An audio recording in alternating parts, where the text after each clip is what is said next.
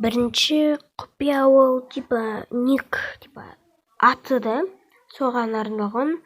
Сол ол үшін біз настройкаға кіреміз. Сосын профиль өзіңе ат қоясың. Сіз ат қою үшін ол үшін бар, қазір көрсетемін. Міне осыны басасың, мынаны басасың, сосын тұрасың да. Любой сан, мысалы, А десең ол жасыл, 1 десең көк, 2 десең тоже жасыл, 3 тоже. Короче, әртүрлі цвет болады. Мен бірінші таңдаймын. Сосын Нұржан деп жазасың. Тағы сол зат басасың да. Сосын қайсы цветтен басам? Жоқ, екіні таңдай берейін. Сосын бро деп жазасың. Бро деп жазам. Сосын басасың да. Сол кезде все осылай шығады.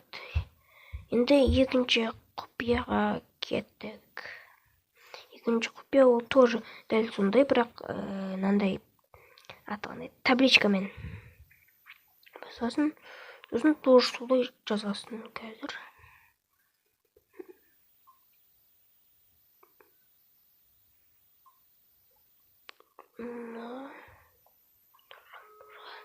Сосын тоже солай.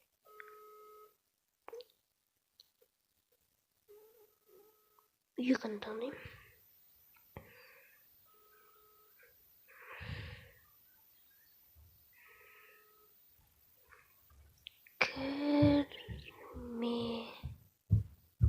Нұржан бро кірме деп қойдым енді.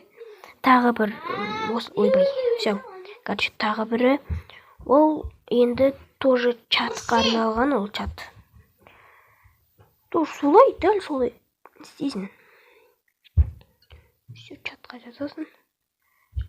1, сосын және де видео аяқталды.